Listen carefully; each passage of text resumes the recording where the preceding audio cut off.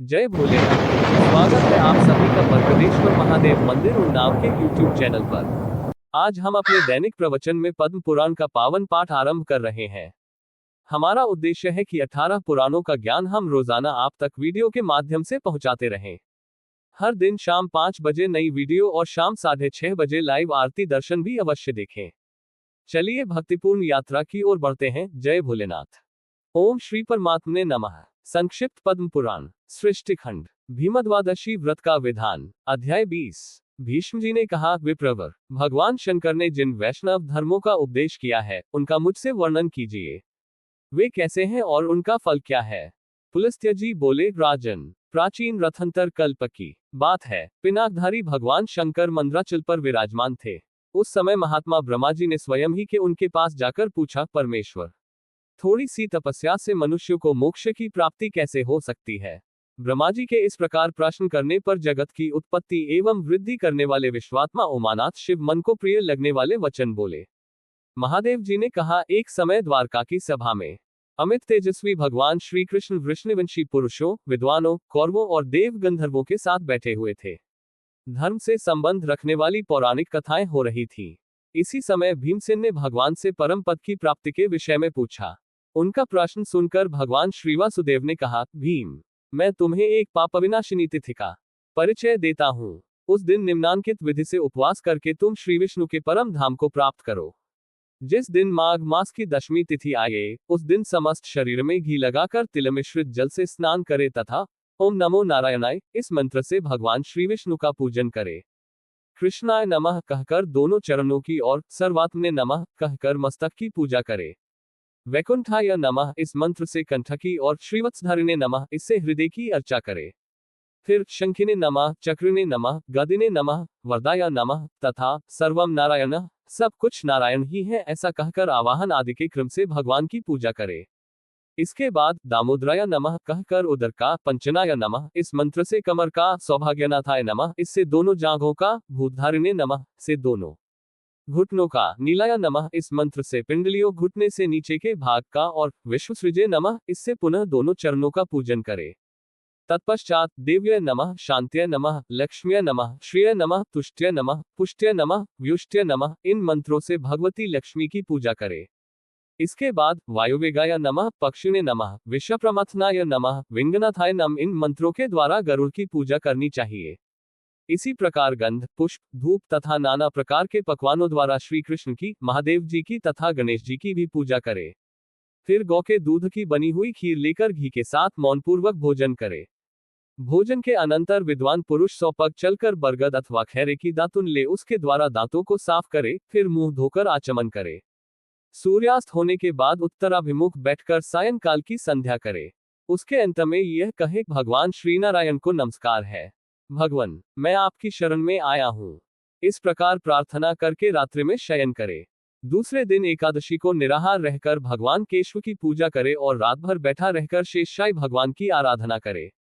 फिर अग्नि में घी की आहुति देकर प्रार्थना करे कि, हे पुंडरीकाक्ष, मैं द्वादशी को श्रेष्ठ ब्राह्मणों के साथ ही खीर का भोजन करूंगा। मेरा यह व्रत निर्विघ्नतापूर्वक पूर्ण हो। ये कहकर इतिहास पुराण की कथा सुनने के पश्चात शयन करे। सवेरा होने पर नदी में जाकर प्रसन्नतापूर्वक स्नान करे। पाखंडियों के संसर्ग से दूर रहे। विधि पूर्वक संध्योपासन करके पितरों का तर्पण करे। फिर शेषशायी भगवान को प्रणाम करके घर के सामने भक्तिपूर्वक एक मंडप का निर्माण कराए। उसके भीतर 4 हाथ की सुंदर वेदी बनवाए। वेदी के ऊपर 10 हाथ का तोरण लगाए। फिर सुदृढ़ खंभों के आधार पर एक कलश रखे, उसमें नीचे की ओर उर्द के दाने के बराबर छेद कर दे। तदनंतर उसे जल से भरे और स्वयं उसके नीचे काला मृग चर्म बिछाकर बैठ जाए। कलश से गिरती हुई धारा को सारी रात अपने मस्तक पर धारण करे। वेदवेता ब्राह्मणों ने धारा उनकी अधिकता के अनुपात से फल में भी अधिकता बतलाए है। इसलिए व्रत करने वाले द्विज को चाहिए कि प्रयत्न पूर्वक उसे धारण करे। दक्षिण दिशा की ओर अर्धचंद्र के समान, पश्चिम की ओर गोल तथा उत्तर की ओर पीपल के पत्ते की आकृति का मंडल बनवाए। वैष्णव द्विज को मध्य में कमल के आकार का मंडल बनवाना चाहिए। पूर्व की ओर जो वेदी का स्थान है, उसके दक्षिण ओर भी एक दूसरी वेदी बनवाए। भगवान श्री विष्णु के ध्यान में तत्पर हो स्वागत है आप सभी का बराबर मस्तक पर धारण करता रहे। दूसरी वेदी की स्थापना के लिए हो उसके ऊपर कर्णिका सहित कमल की आकृति बनाए और उसके मध्य भाग में भगवान पुरुषोत्तम को विराजमान करे। उनके निमित्त एक कुंड बनवाए जो हाथ भर लंबा, उतना ही चौड़ा और उतना ही गहरा हो। उसके ऊपरी किनारे पर 3 मेखलाएं बनवाए। उसमें यथास्थान योनि और मुख के चिन्ह बनवाए। तदनंतर ब्राह्मण कुंड में अग्नि प्रज्वलित करके जौ, घी और तिलों का श्री विष्णु संबंधी मंत्रों द्वारा हवन करे। इस प्रकार वहां विधि पूर्वक वैष्णव याग का संपादन करे। फिर कुंड के मध्य में यत्न पूर्वक घी की धारा गिराए, देवाधिदेव के श्री विग्रह पर दूध की धारा छोड़े तथा अपने मस्तक पर पूर्वोक्त जलधारा को धारण करे। घी की धारा मटर की दाल के बराबर मोटी होनी चाहिए, परंतु दूध और जल की धारा को अपनी इच्छा के अनुसार मोटी या पतली किया जा सकता है। ये धाराएं रात भर अविच्छिन्न रूप से गिरती रहनी चाहिए। फिर जल से भरे हुए 13 कलशों की स्थापना करे।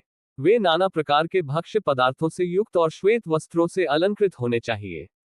उनके साथ चंदोवा, उदुम्बर पात्र तथा पंचरत्न का होना भी आवश्यक है। वहां 4 ऋग्वेदी ब्राह्मण उत्तर की ओर मुख करके हवन करें, 4 यजुर्वेदी विप्र रुद्राध्याय का पाठ करें तथा 4 सामवेदी ब्राह्मण वैष्णव साम का गायन करते रहें।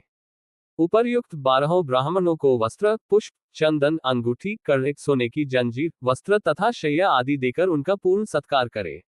इस कार्य में धन की कृपणता न करे। इस प्रकार गीत और मांगलिक शब्दों के साथ रात्रि व्यतीत करे। उपाध्याय, आचार्य या पुरोहित को सब वस्तुएं अन्य ब्राह्मणों की अपेक्षा दूनी मात्रा में अर्पण करे। रात्रि के बाद जब निर्मल प्रभात का उदय हो तब शयन से उठकर नित्य कर्म के पश्चात 13 गौएं दान करनी चाहिए। उनके साथ की समस्त सामग्री सोने की होनी चाहिए। वे सब की सब दूध देने वाली और सुशीला हों। उनके सींग सोने से और खुर चांदी से मढ़े हुए हों तथा उन सबको वस्त्र ओढ़ाकर चंदन से विभूषित किया गया हो। गौओं के साथ कांसी का दोहन पात्र भी होना चाहिए। गोदान के पश्चात ब्राह्मणों को भक्तिपूर्वक भक्ष्य भोज्य पदार्थों से तृप्त करके नाना प्रकार के वस्त्र दान करे।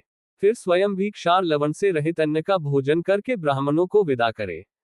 पुत्र और स्त्री के साथ 8 पग तक उनके पीछे पीछे जाए और इस प्रकार प्रार्थना करे, हमारे इस कार्य से देवताओं के स्वामी भगवान श्री विष्णु, जो सबका क्लेश दूर करने वाले हैं, प्रसन्न हो। श्री शिव के हृदय में श्री विष्णु है और श्री विष्णु के हृदय में श्री शिव विराजमान है। मैं इन दोनों में अंतर नहीं देखता, इस धारणा से मेरा कल्याण हो। ये कहकर उन कलशों, गौओं, शैयाओं तथा वस्त्रों को सब ब्राह्मणों के घर पहुंचवा दे। अधिक शैयाएं सुलभ न हो तो गृहस्थ पुरुष एक ही शैया को सब सामानों से सुसज्जित करके दान करे। भीमसेन, वह दिन इतिहास और पुराणों के श्रवण में ही बिताना चाहिए। अतः तुम भी सत्वगुण का आश्रय ले मात्सर्य का त्याग करके इस व्रत का अनुष्ठान करो। ये बहुत गुप्त व्रत है, किंतु स्नेहवश मैंने तुम्हें बता दिया है। वीर, तुम्हारे द्वारा इसका अनुष्ठान होने पर यह व्रत तुम्हारे ही नाम से प्रसिद्ध होगा। इसे लोग भीमद्वादशी कहेंगे। ये भीमद्वादशी सब पापों को हरने वाली और शुभकारिणी होगी। प्राचीन कल्पों में इस व्रत को कल्याणिनी व्रत कहा जाता था। इसका स्मरण और कीर्तन मात्र करने से देवराज इंद्र का सारा पाप नष्ट हो गया था। इसी के अनुष्ठान से मेरी प्रिय सत्यभामा ने मुझे पति रूप में प्राप्त किया। इस कल्याणमयी तिथि को सूर्यदेव ने सहस्रों धाराओं से स्नान किया था, जिससे उन्हें तेजो में शरीर की प्राप्ति हुई। इंद्रादि देवताओं तथा करोड़ों दैत्यों ने भी इस व्रत का अनुष्ठान किया है। यदि एक मुख में 10,000 करोड़ 1 खरब जिह्वाएं हो तो भी इसके फल का पूरा वर्णन नहीं किया जा सकता। महादेव जी कहते हैं, ब्राह्मण, कलियुग के पापों को नष्ट करने वाली एवं अनंत फल प्रदान करने वाली इस कल्याणमयी तिथि की महिमा का वर्णन यादवराज कुमार भगवान श्री कृष्ण अपने श्रीमुख से करेंगे। जो इसके व्रत का अनुष्ठान करता है वही पांडुनंदन भीमसेन के व्रत करने पर अनंत पुण्यदायिनी भीमद्वादशी के नाम से प्रसिद्ध होगी। आशा है आज का पद्म पुराण पाठ आपके जीवन में शांति और आशीर्वाद लाएगा।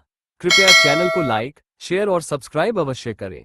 शाम 6:30 बजे लाइव आरती दर्शन में जरूर जुड़ें। फिर मिलेंगे कल शाम 5 बजे एक नए अध्याय के साथ। जय भोलेनाथ।